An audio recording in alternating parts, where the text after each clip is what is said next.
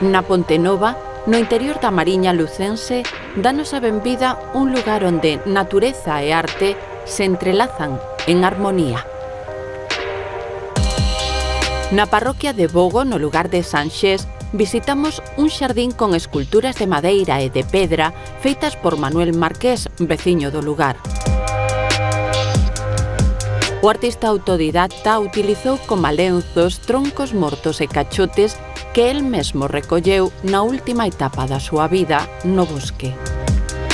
As tallas, froito da súa inspiración, aparecen espalladas polo xardín contrastando co verdor da contorna.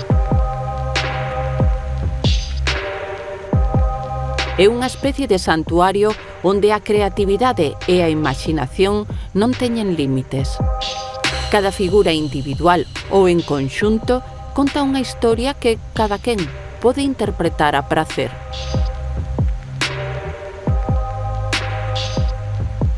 Malia ser un espazo de propiedade privada, é posible visitalo e gozar con plena liberdade do seu encanto camiñando entre as esculturas.